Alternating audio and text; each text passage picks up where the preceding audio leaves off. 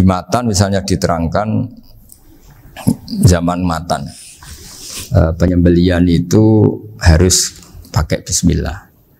Kalimat harus ini harus dengan arti taruhan sah tidak sah, apa harus sebagai etika, apa harus sebagai supaya kebiasaan baik ini bertahan.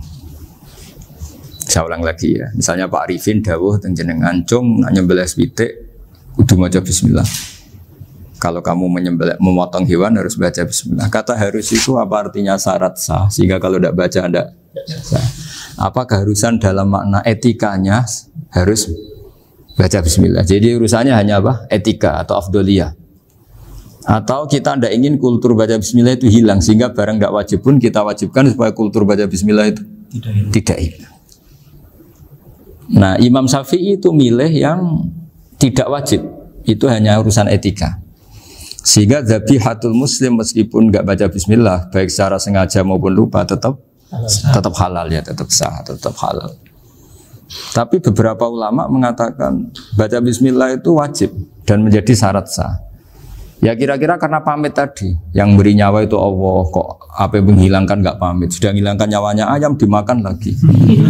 Wah itu selingkuhannya kan masih marah itu. Selingkuhannya, pacarnya, anaknya, cucunya itu kan marah itu. Tapi kalau pamit yang punya kan enggak. Coba kalau ayam cantik yang pas kamu sembelih itu lanangannya kan mangkel itu. Kalau kebetulan sudah tua kan karep-karepmu kan gitu. Jadi apa?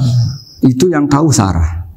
Saya ulang lagi yang tahu Sarah karena ini sudah jelimet. Sudah jelimet. Sehingga nggak ada kitab matan yang Indo kecuali di Sarai. Dulu ada kitab namanya Takrib, karangannya Abi Suja. Terus di Sarai kecil sekali oleh Fathul Qorib, ya oleh Ibnul Qasim Al-Huzi itu. Terus di Sarai lagi oleh Bajuri. Jadi Bajuri itu sudah sarhun ala sarhin warifin, ya, sudah sarhun ala sarhin, bukan sarhun ala matnin tapi sarhun ala sarhin. Nah, kenapa memang kita butuh itu? Saya ulang lagi kita butuh itu. Nah, kenapa butuh? Ya karena mau tidak mau. Saya ulang lagi mau tidak mau. Karena matan itu seperti itu.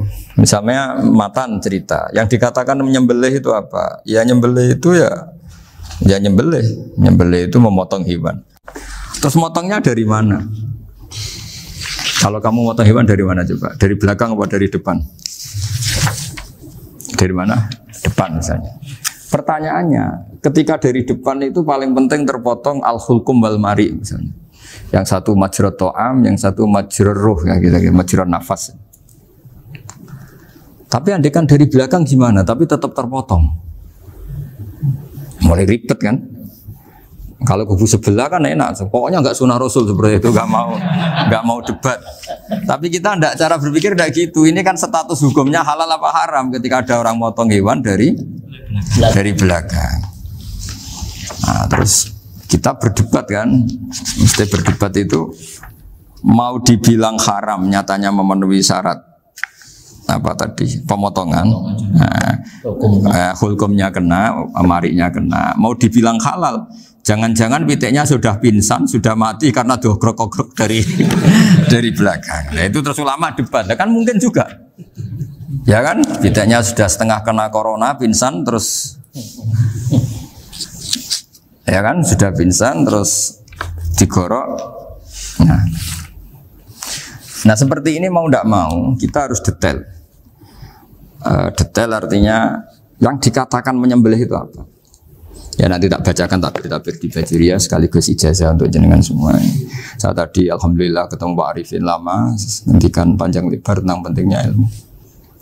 Yang dikatakan nyembelih adalah mematikan hewan yang hidup dengan kaifiyah syariah. Saya ulang lagi, mematikan hewan yang hidup dengan kaifiyah syariah.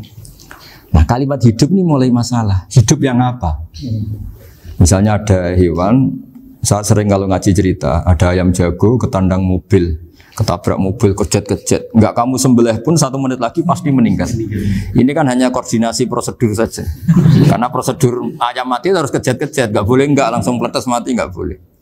Nah pertanyaannya ketika kejet-kejet ini kamu sembelih, itu halal apa enggak? Wong enggak disembelih juga sudah mati. Artinya enggak penyembelihan ini kan tidak memberi kontribusi pematian, tapi enggak ngefek. Gitu. Makanya terus ada perdebatan. Ada hayatun mustaqirrah, ada hayatun ittiroriyah, ada harokatu masbuh. Itu kalau nggak sarah nggak bisa. Lalu pertanyaan nakalnya begini. Saya itu betul pernah ngalami itu. Wayam jago itu kan mahal, apalagi kalau Bangkok kan. Saya pas jalan-jalan sama anak saya, sama jalan-jalan mau ke pasar itu di pertolongan tuar mak. Kusik halal toh ora, kadang tanya orang awam, halal kata saya. Gitu. Padahal andai kan tidak disembelih ya pasti mati. Suatu saat ada yang mengkonfirmasi lagi. Saya bilang kalau kiai ya tidak pantas makan ayam gitu, tapi kalau kamu tidak kiai ya pantas saja. Daripada rata halal lo geremeng eman kan ribet. Nah sebetulnya itu dalam mazhab Syafi'i itu tidak halal karena dia sudah tidak punya hayatun mustaqirrah. Karena tadi setengah menit lagi atau 1 menit lagi pasti mati. Kan dia belum mati karena koordinasi Israel saja tetap yang ngambil itu. Tetap kan nggak segampang itu kan, tetap prosedur apa? Jalankan SOP. SOP-nya harus ada. Nggak boleh mati selonang-selonang itu nggak boleh, tetap ada SOP kata Pak Arifin ada SOP. Dia kalau sama saya bisa guyon kalau. Nah, tapi misalnya nanti pertanyaan, tapi dalam mazhab Maliki itu diabaikan, hayat mustaqirrah, hayat ittiroriyah, hayat itu diabaikan. Cara berpikir Imam Malik lebih matematis.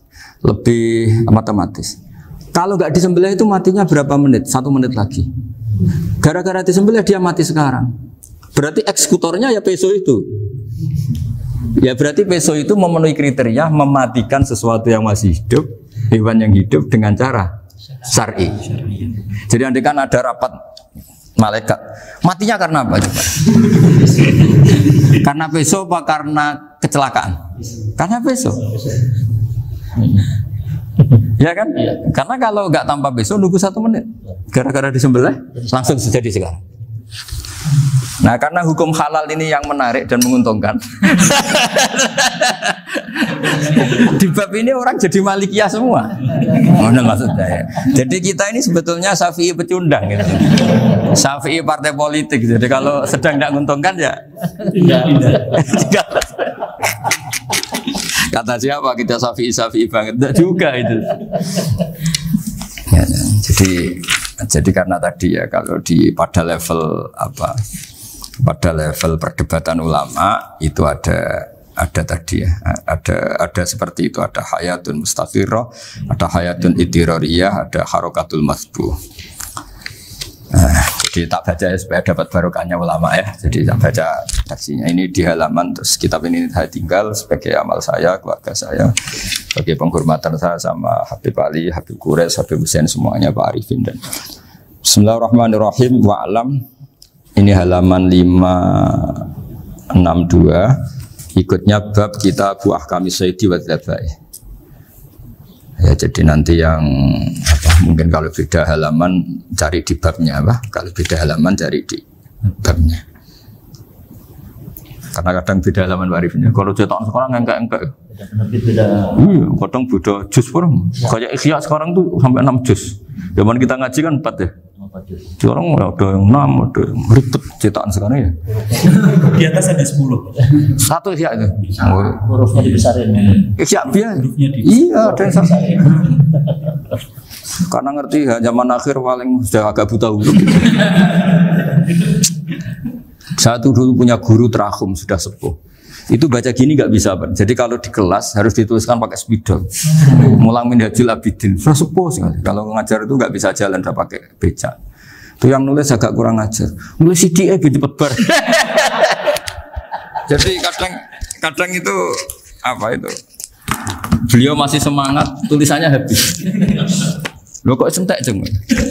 Terus ya wes ya. Jadi nulisnya di HVS baru dulu. Ya cepat selesai. Iya. Nah kalau beliau pakai kitab sudah enggak berso itu. Anak-anak wah nulis sidik benang ber. Ribet. Saya ulang lagi ya. Jadi yang mau saya baca tadi itu logika fikih ya. Fikih itu berpikir ya. Di mana-mana namanya menyembelih itu apa? Dari hidup dimatikan dengan kaifiyah syariah. Kaifiyah syariah ini tidak boleh kamu nyontohkan harus disembelih, keliru juga. Karena untuk hewan yang berat atau hewan liar cukup dipanah asal ma'an harodama yang bisa ngalirkan apa? Darah. Jadi makanya saya umumkan bikaifiatin syariah Pak Arifin kan tidak harus motong kan bentuknya. Kalau hewan liar kan atau sapi kurban liar kan, sapi kurban ucul liar kan boleh dipanah, boleh macam-macam. Nah kalau tembak bisa diperdebatkan karena ada unsur api Pak Arifin. Jadi bisa debat. Meskipun ada yang bilang boleh tapi bisa debat lagi kan? Karena ada unsur apa? Api Pak Arifin. Iya. Tapi ini saya cerita umumnya bikaifiatin syariah. Nah, karena kalimat hewan hidup, ada kalimat hidup. Hidup yang apa kan pertanyaannya? Hidup yang sudah kejet-kejet, misalnya sudah koma, udah kena corona, disentak istrinya itu. Apalagi ayamnya menyaksikan pasangannya diselingkuhi, wah itu udah stroke itu dia. Itu. Nah itu. Makanya kalau orang suka macam-macam itu kayak ayam makanya itu. Saya baca ya. Bismillahirrahmanirrahim. Wa'lam annahu yujadu fi ibaratihim hayatun mustaqirrah, hayatun mustamirrah, harakatu madhbuh. Wa yuqalu aisyu madhbuhin. Wal farqu bainaha annal hayata al mustaqirrah yakunu ma'aha ibsarun bi ikhtiyarin wa nutqun yu bi ikhtiyarin wa harakatun ikhtiyariyah. Wal hayat al mustamirah ya allati tastamiru ila khurujir ruh minal jasad. Wa harakatul masbuh ya allati la yabqa maha ibsarun bi ikhtiyarin wala nutqun bi ikhtiyarin wala harakatu ikhtiyariyah. Bal yakun maha ibsar wa nutqun wa harakatun ibtirariyah ini. Wa ba'duhum farraqa bainahuma. Sampai saat terus ini. Jadi ini perbedaan-perbedaan pandangan ulama. Nah, Imam Malik itu mengabaikan semua istilah itu. Sing penting pas mbok sembelih iku kecelok urip, cara wong Jawa iku kecelok urip. Cek hayat mustaqirrah, cek ittirariyah, cek harakatu mazbuh, pokoknya kecelok urip. Ane kecelok urip bisa dibilang masih hidup. Karena kalau bisa dibilang masih hidup, kamu sembelih tetap nanti rapat malaikat kira-kira gitu. Ini matinya karena apa? Karena kecelakaan. Oh, kalau kecelakaan 1 menit lagi matinya dong. Tapi kan matinya sekarang ya karena disembelih. Nah tadi saya bilang sebenarnya mazhab Syafi'i itu tidak seperti itu. Karena Imam Malik menghalalkan, biasanya penggemarnya lebih banyak. Di bab bongso halal itu kan penggemarnya masih banyak. Tapi ya sudahlah, itu masih ahli sunnah karena salah satu dari mazhab 4. Tapi logikanya juga masuk. Jadi kita bukan sekedar taklid ke Imam Malik, tapi kalau kita ikhtiyat ikut Imam Syafi'i ya monggo, karena mungkin secara medis karena mengalami seperti itu mungkin tingkat kesehatannya apanya sudah ya sudah lah, yang penting makanya terus orang Jawa pinter nak PTE jago ya halal, nak cilik enggak lah. Itu kan ibarat perdebatan antara kepiting sama yuyu. Yang menghalalkan kepiting itu mengharamkan yuyu, tahu yuyu yang kecil di sawah ya. Tak tanya, kenapa yuyu halal? Karena amfibi Gus, bisa hidup di dua alam. Memangnya kepiting enggak? Oh beda. Ternyata beda maksudnya. Eman Gus kalau haram. Eman kan kalau yuyu haram kan enggak ngefek kan. Kecil. Ini mufti kok. Oh, udah kadang halal. Udah kadang makan selama ini. Iya, selama ini udah kadang makan itu.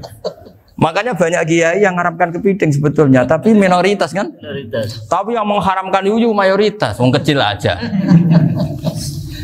Jadi kita ribet ikut siapa? Gitu. Kata siapa? Ahli fikih gak mikir untung rugi. Makanya saya ini bingung. Jadi saya ini kan kiai ya, kiai betul. Susah kadang jadi kiai. Sebagian guru saya itu mengharamkan kepiting. Nah kalau kayak dolan di daerah Juwono Mas Nafis daerah itu, penghormatan tertinggi santri itu kalau nyugoi kiainya kepiting karena itu makanan termahal. Bingung kan dia? Mau tidak makan itu kayaknya dipersiapkan betul Pak Ribin. Sudah ada effort ya. Warna nyari yang mahal kan. Mau makan itu sebagian guru kita mengharamkan. Akhirnya ya ada darurat tadi. Makan sekadarnya. Kalau saya habis 3 pasti israf. Kalau habis 1 prosedur hormat yang nyugui. Itu susahnya jadi kiai. Kalau kamu kan tidak kiai, mumpung gratis. Enaknya gak jadi kiai kan itu Mas. Pertimbangannya mumpung gratis. Sudah gitu masih mun dibutuh mawon, makai dibutuh mawon. Oh digawa tenan. Tapi sebetulnya ada sisi naif dari yang bilang halal tadi. Ketika yang bilang naif itu versinya, tapi ya nggak apa-apa, semoga dimaafkan Allah. Naifnya tadi, tapi saya tidak tapi itu masalah khilafiyah ya. Semoga yang mengatakan halal juga benar, karena punya perhitungan iman tadi. Tapi yang bilang halal itu tak tanya, itu halal apa haram? Lucunya jawab haram semua. Yuyu bahasa Indonesia nggak ada kayaknya. Nggak tahu juga saya apa. Yang penting paham tapi yang kecil itu. Itu kalau diharamkan nggak ada yang protes ya? Nggak ada. Tapi kalau kepiting? Ini pakai model apa? Coba Pak Wafa. Kalau alasannya amfibi, Yuyu sama kepiting sama enggak? Kalau alasannya amfibi, hidup di dua alam. Sama-sama. Sama-sama. Kenapa kepiting jadi halal? Lebih bernilai. Ini juga mufti model baru. Mungkin muftinya menghalalkan itu. Iya makanya. Kan jadi kayak tadi ayam jago tadi orangnya tak tanya akhirnya. Andekan yang kecelakaan itu ayam kecil. Kamu tanya saya enggak? Ya enggak, aku langsung tak buang. Kan langsung dibuang. Berhubung ayam besar. Eman kan. Tapi nurani aja sebetulnya protes. Nyembelih klekek. Kadang kan apa kejet itu sudah tunggu SOP jawaban. Ya tapi apapun itu ini ilmu harus didengar ya supaya sampean tahu ya, ada hayat mustaqirroh, ada hayat mustamirroh, ada hayat ittiroriyah, paling enggak kita ngerti lah. Karena nanti di bab B ya nyun sewu di bab apa? B. Itu ya nanti nggak sahnya karena apa? Tidak mutamawal. Misalnya saya punya utang sama Pak Arifin ayam jago, tak bayar dengan jago yang mengalami kehidupan sudah seperti itu kan tidak sah. Meskipun itu hidup tapi sudah tidak hayat yang mustamirah, tidak normal. Jadi ilmu itu apapun tidak cocok kita karena beda mazhab misalnya, tetap sebagai apa? Ilmu. Jadi jangan pernah anti ilmu meskipun kita tidak cocok. Dulu saya itu heran sama Abu Hanifah karena membolehkan merujuk wakaf. Wakaf itu kan nggak boleh ditarik kembali dalam mazhab Syafi'i dan hampir semua ulama bilang gitu. Tapi kalau kata Abu Hanifah, jika nazir yang nerima itu tidak sesuai rencana kita, keinginan kita itu boleh narik kembali. Fa innal waqfa atiyatun makhdoh, kata beliau, wakaf itu ya pemberian normal saja. Suatu saat ada peristiwa gini Pak Arifin ya, ada orang kaya raya mewakafkan tanah itu senilai kalau nggak salah itu 60 miliar. Singkat cerita beliau bermain apa gitu, bisnis apa itu bangkrut. Kemudian itu belum disertifikatkan wakaf. Kemudian nggak ada yang disawang coro Jawa, nggak ada yang dilihat, terus mau dibeli sama nyuwun sewu sampai yang mau beli yang mampu itu non muslim. Singkat cerita ada orang kaya muslim yang mau beli itu tapi ada problem karena itu wakaf. Tapi kalau nggak dibeli itu malah dibeli non muslim. Tanya saya, akhirnya saya jawab nggak apa-apa dibeli saja. Ikuti mazhab Abu Hanifah. Karena kalau mazhab Syafi'i itu nggak sah semua pembeliannya. Tapi apa artinya mazhab kalau kita berpikir nggak sah tapi yang jual melakukan? Nah itu yang nggak dipikirkan oleh orang-orang fikih yang di Menara Gading. Apa gunanya kita bilang nggak sah, tapi yang punya tanah tadi tetap menjual. Karena tidak mengindahkan hukum itu, mau apa? Makanya saya bilang ke Kiai tentang Gus itu nggak ada kaulnya dalam mazhab Syafi'i. Saya bilang, kamu mengharamkan itu sudah tidak ada gunanya, karena itu tetap dilakukan. Jadi kita pertimbangannya ndak itu, daripada dikuasai situ, mendingan kita. Betul. Nah itu sisi-sisi fikih, makanya ini kita ngaji fikih tidak segampang itu memberi fatwa karena pertimbangannya banyak, Pak. Tidak hitam putih gitu maksud saya, ini cerita. Jadi nanti kamu ngerti. Jadi mau apa coba? Itu kan ibarat gini. Hukumnya kita ngajar perempuan itu masalah sebetulnya secara karena itu ajnabiyah. Tapi fikih mentoleransi li ajli ta'lim karena untuk belajar enggak apa-apa. Kalau sudah jadi fakta itu ribet. Dia maunya belajar sama kamu dan sekali kamu tidak mau belajar ke yang lain yang potensi menyesatkan. Jadi fikihnya bukan masalah nazar lagi, sudah penyelamatan. Ribet kan kalau sudah begitu. Saya punya kenangan yang menurut saya itu harus jadi trauma. Siapapun harus jadi trauma. Ini cerita sedikit. Ini masih ngaji fikih pertimbangan. Ada orang tuh sangat khusyuk, Pak. Sangat khusyuknya di rumahnya Pak Wafa itu nggak ada TV, nggak ada motor, nggak ada apa saja. Ketika anaknya berkembang agak dewasa, itu pertama naik motor, itu ya utang jasa sama kawan-kawannya. Pertama dia ngelihat nikmati TV ya dari kawan-kawannya. Corong Jawa, mbek tanggane lah. Padahal orang tuanya ini protektif justru karena banyak tanggane sing nggak pati Islami lah.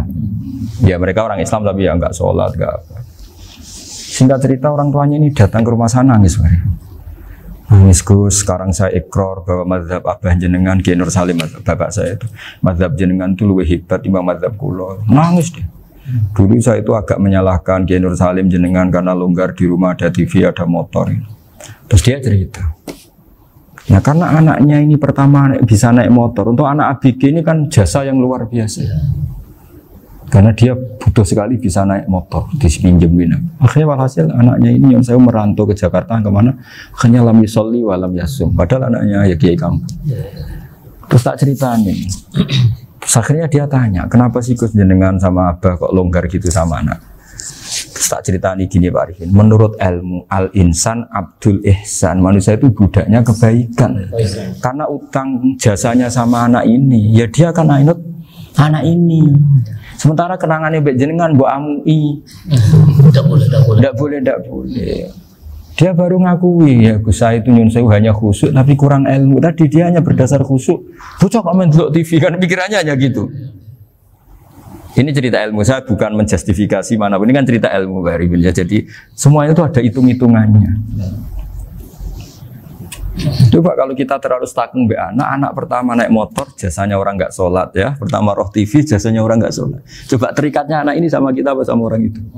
Sama orang itu. Bayangkan kalau umur ABG, kalau umur sak hari pun Pak Wafa ini nafsu astagfirullah kan. Gue job tua nome orang. Gaya tok, bareng tua udah khusus gue gaya tok. Aslinya namanya bodoh. Ya saya sama semua. Cuma saya akan lebih jujur dari biasa. Jadi orang itu harus ngitung gitu. Itu kenapa Mbah Mun tuh kayak alim alama. Setahu saya dalamnya ada TV. Putra-putra ini lihat TV. Meskipun kita tidak mungkiri negatifnya TV, kita nggak mungkiri Pak Arifin ya. Tapi tadi ketika anak-anak ABG itu pertama lihat TV jasanya tonggo nih. Kalau kebetulan tanggane wong soleh nggak masalah ya. Kalau enggak, itu nangis ke rumah saya itu ya. Nyesel dia. Tapi saya bilang gini, ini jenengan tiang soleh, mesti anak jenengan suatu saat kembali. Coba pola jenengan harus rubah. Ini hebatnya Nabi. Ketika Sayyidah Aisyah masih kecil, minta diperlihatkan Li'bul Habasyah. Itu ya diturutin kan Wasyir itu. Kayak apa Nabi? Karena kalau nggak diturutin, pasti Sayyidah Aisyah akan ngidolakan mainan yang lain yang di luaran sana malah. Itu karena Nabi punya kearifan tadi. Jadi ini kan ilmu, lagi-lagi ilmu. Jadi yang semua itu harus dibaca dengan ilmu. Makanya kata Nabi, ad-dunya mal'unatun mal'unun fiha illa dzikrawah wa ma'alahu aw aliman aw muta'aliman. Karena dunia ini hanya bisa dibaca dengan ilmu. Yang diridai Allah maksudnya hanya bisa. Saya itu banyak kenal menteri, kenal pejabat. Tapi saya tidak pernah melihat itu sebagai pejabat. Melihatnya itu orang yang ingin belajar agama. Karena sekali salah melihat, yang hidup itu tamaknya Pak Arifin. Yang hidup kan tamaknya. Saya kenal orang kaya kok melihat kayanya, yang hidup itu tamaknya, ingin dapat ini. Tapi kalau melihat itu sebagai hamba Allah yang ingin belajar, insya Allah kita selamat dari tamak. Meskipun kita ya manusia tidak sempurna. Setidaknya ketika dia lomo atau tidak lomo, nyalami template apa tidak ngefek, karena kita melihat ini mau belajar. Tapi kalau kamu didorong tamak, katanya orang kaya ternyata nggak tahu haknya kiai, ribet kan? Ribet. Ya kalau kamu punya santri cantik ya lihat itu sebagai santri kamu. Jangan melihat ini mau nggak sama saya, kalau enggak ya wah ya ribet kalau gitu. Ini anak-anak muda harus dilatih ikhlas, baru bahaya ini santri-santri sampean kalau nggak dilatih ikhlas ini bahaya. Karena ini belum punya penggemar pejabat, paling ya anak-anak yang ya tadi ABG. Jadi lah Sarah kembali lagi Sarah itu membicarakan itu detail. Jadi ya makanya kenapa orang mati yang lahir langsung meninggal itu nggak wajib disolati. Alasannya jifke ya lucu karena dikatakan sholat mayit di mana-mana mayit itu sabakohu hayatun. Di mana-mana namanya mati itu terdahului oleh hidup. Nah ini nggak pernah hidup langsung mati. Jadi begitu ya kadang lucu ya gitu aja alasannya. Kamu nyolati apa? Mayit. Kenapa kok mayit? Ya mayit itu namanya mayit Orang mati. Orang mati artinya pernah hidup. Nah itu sarah. Jadi ketika matan hanya cerita wasiktu alladzi lam yastahila, enggak pernah nangis, kayak lam yusalla alaihi. Sarah bilang mergo ora tahu urip. Kalau enggak pernah hidup berarti enggak bisa dikatakan mati. Kayak sampean miskin itu kan enggak bisa dikatakan bangkrut. ya, ya miskin aja gitu loh. Kan gitu ya. Karena nggak pernah kaya. Kayak Mas Nafis nggak bisa dikatakan, oh itu Qurannya lupa gimana? Nggak pernah hafal. Jadi yang dikatakan lupa itu pernah hafal. Nggak lupa nggak apa, Gus Qurannya lupa, gaya nggak pernah hafal, kok bilang apa? Lupa gitu. Nggak boleh Pak Wafa bilang saya ini bangkrut apa? Nggak pernah kaya kok bangkrut kan? Jadi semua itu ada aturannya itu. Nah itu sarah, lagi-lagi sarah. Jadi kita kan banyak yang syarhun ala syarhin. Jadi kayak kitab takrib itu disarai Fathul Qorib. Jadi Fathul Qorib itu sudah sarah. Disarai lagi Bajuri. Nah, itu termasuk cerita itu ya. Cerita-cerita. Bismillahirrahmanirrahim. Ya, wa yakunu qad umma dzukira daf'atan wahidatan la fi daf'ataini. Islam tujad al hayat al mustaqira inda daf'ati saniyah. Amma idza wujidat al hayat al mustaqira daf'at saniyah fayakhilu al masbuhu aidan. Fasartu wujudul hayat al mustaqira fi ibtida'il wati akhir marrah.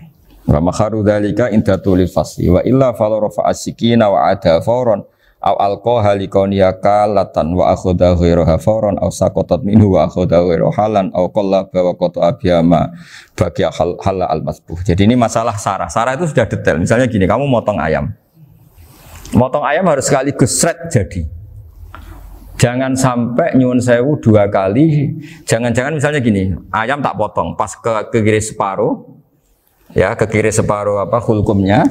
Pak Arifin datang, assalamualaikum Gus Pak, waalaikumsalam, terus santai jagungan dulu.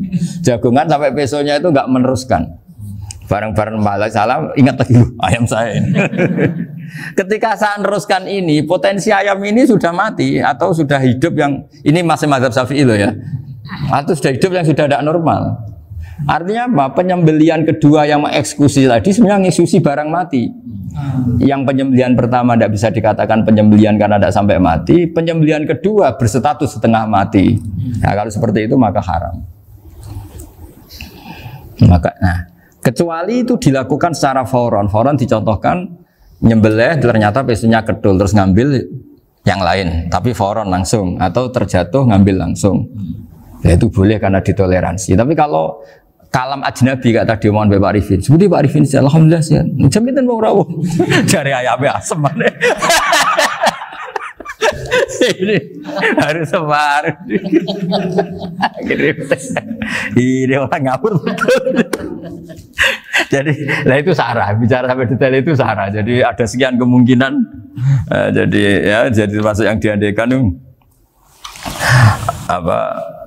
Nah, hayat mustaqirah itu batasnya yakunu maha ibsorun bi ikhtiarin wa nutkun bi ikhtiarin wa harakatun ikhtiyariyah. Hayat mustaqirah itu kalau dia betok-betok itu ya karena karepnya. Maksudnya gini, gamane cara roh pitik wedok engkek ya cek karepe dhewe. Cara dia melihat peso itu karepe ya masih lari. Jadi misalnya ada ayam. Ayam kita sembelih baru luka sedikit. Belum sampai andaikan dibiarin ya mungkin suatu saat sembuh, luka. Terus melihat kamu lari ketakutan karena kamu dianggap gladiator, killer lah. Nah itu berarti punya hayat mustaqirah. Tapi sudah kalau kamu sembelih karek ngeriwit, roh kue serawedi, ya kan? Mau demo ya sudah agak berkutik, ya dia berarti tidak punya hayat mustaqirah. Gitu. Ya batasannya itu Joro. Nah. Dalam mazhab Syafi'i, syarat sahnya penyembelihan harus hewan itu punya hayat mustaqirah. Nah ini sarah ya, jadi sarah itu lebih jelimet. Nah makanya kenapa tidak boleh nyembelih pakai yang tumpul Mas Nafis? Takutnya ayamnya itu ngalami dohtoh, atau kok ditekek. Misalnya sama nyembelih pakai peso tumpul, ini kini ketekek, takut.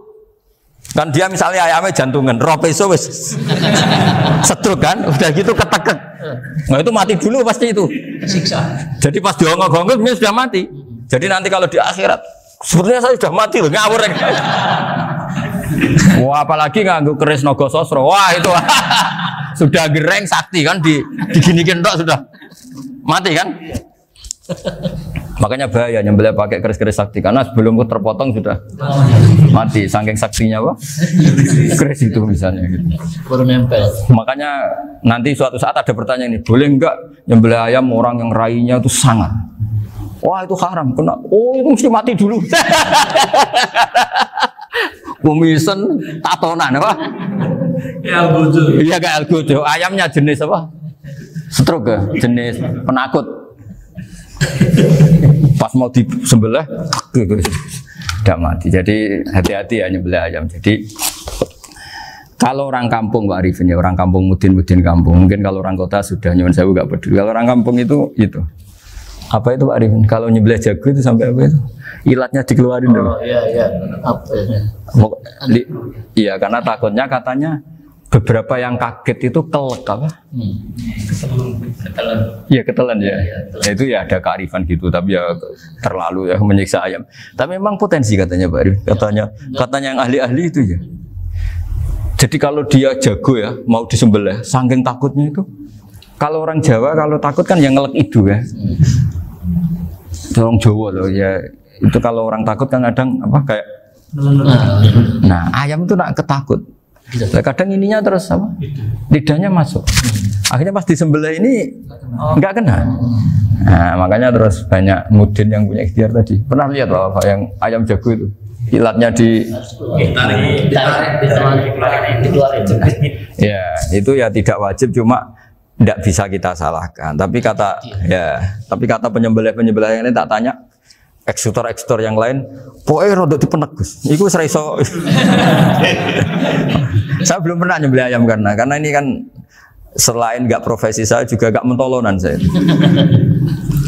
Tapi ini beberapa kefiah yang penting kita tahu ilmunya. Yang paling pokok itu qatul khulqum wal mari. Ya kira-kira dalan sing digo nafas sama digo makanan tadi. Ya tapi itu tadi caranya semua itu harus mengalami atau masih punya hayatun mustaqirah. Nah, takutnya dalam konteks nyembelih yang apa tadi? Saya bilang separuh tadi. Itu jamnya normal enggak itu sudah jam 11 ini? 10. Oh, jam mati almarhum itu. Itu enggak halal disembelih itu sudah maitah ya. 13, 10, 14 kan. Iya. Ya makanya saya bingung lihat jam. Ya jadi itu Pak Wafa ya pentingnya sarah itu seperti itu. Matan itu kan asal nyembelih saja. Tapi di sarah diterangkan jangan hanya nyembelih, yang disembelih harus ada hayatun mustaqirah karena dikatakan penyembelihan adalah menghilangkan nyawa dengan cara yang syar'i. Nah, kalau nyawanya saja sudah hilang bukan nyembelih gitu. Nah, potensi itu ada ketika jago kamu sembelih pakai yang tumpul. Ini ada dokhtoh. Loh, hewan itu juga kayak manusia loh karena punya hati. Ketika takut saja mati. Nah, takutnya ulama kan ini ngalami dokhtoh. Kayak orang ditekek kan mati kan. Ditekek kaget. Contoh gampang gini. Orang ditekek perempuan kemungkinan mati itu kecil. Karena murni hanya ngalami pernafasan. Tapi nak ditekek gua tatonan kan terus dua reaksi tubuh. Takut sama gak bisa bernafas. Itu kan lebih cepat apa? Mati. Kira-kira kan gitu. Lah ini sudah takut dongok-hongok itu kan nyiksa. Saya sering ketemu orang yang ahli nyari ular, nyari apa. Itu ya gitu. Filosofinya sama seperti orang perang. Harus bikin takut. Iku kewan Gus nak disewentak, iku telelekan, jadi telelekan iku apa Pak Anda bicara bahasa Batawi ini? Orang kaget terus terpaku itu. Teorinya Khalid bin Walid kan gitu. Kalau perang supaya musuh takut. Kamu tahu saya, kami siapa? Gertak gitu. Ayat ji'na biqaumin yuhibbunal mauta kama tuhibbunal hayat. Kita ini bawa pasukan yang mereka mencintai mati kayak kalian mencintai hidup. Pasukan kami ini wah darwis, berani modar ya wis gitu. Kira-kira gitu kalau bahasa Jawa itu. Gertak mati. Berani mati. Akhirnya musuhnya kan nah, di antara syaratnya perang kan gitu harus bikin musuh itu takut, gemeter. Nah telelekan itu gampang gitu loh. Telelekan itu pokoknya tadi loh Arifin, kepaku tadi. Nah, agak berkutik. Paham ya? Nah jangan-jangan ayam yang kita sembelih mau wis wedi dongok-dongok mati duluan gitu. Nah makanya terus kata musannaf kalau bisa itu wa yakunu madzukira bidafatin wahidah. Kalau itu usahakan sekali jadi. Tapi itu bukan berarti syarat sahnya harus sekali jadi. Kira-kira karena tadi gak kebayang kan kalau baru separuh tak Assalamualaikum Gus Pak, waalaikumsalam Pak Arifin, sebuti kabarnya. Baru itu terus ingat, diteruskan lagi. Kemungkinan ini sudah mati apa? Nah makanya ya tapi lagi-lagi ini sarah ya tak baca Bismillahirrahmanirrahim wa yakunu qad umadzukira daf'atan wahidatan la fi daf'ataini fa innahu yahrumul masbuh hina itu. Kalau 2 kali, tapi 2 kali maksudnya yang 1 kali ini mengakibatkan kematian. Dikatakan penyembelian belum sempurna, dikatakan hidup toh nanti pasti mati, berarti tidak mengalami hayatun mustaqirrah. Paham ya? Jadi ini semoga dapat barokah dari para ulama. Jadi saya mohon nanti Pak Wafa, Pak Muntaha, teman-teman jangan hanya baca matan ya. Pada level alim itu harus baca syarah karena matan itu nyun sewu tidak cukup untuk menjawab sekian kemungkinan. Nah syarah itu sono fardul masalah. Ya Pak Arifin ya mengandaikan masalah meskipun belum terjadi ya pengandaian sehingga nanti kalau terjadi kalau militer itu apa? A, B ya? Alternatif gimana? Kalau strategi itu kan ada sekian A, B, C. Kalau A gagal, B sudah siap militer. Jadi kalau masuk surga pintu 1 nggak bisa, itu kedua. Lewat teras Gus. Ini sembrono. Bagi Al-Fatihah.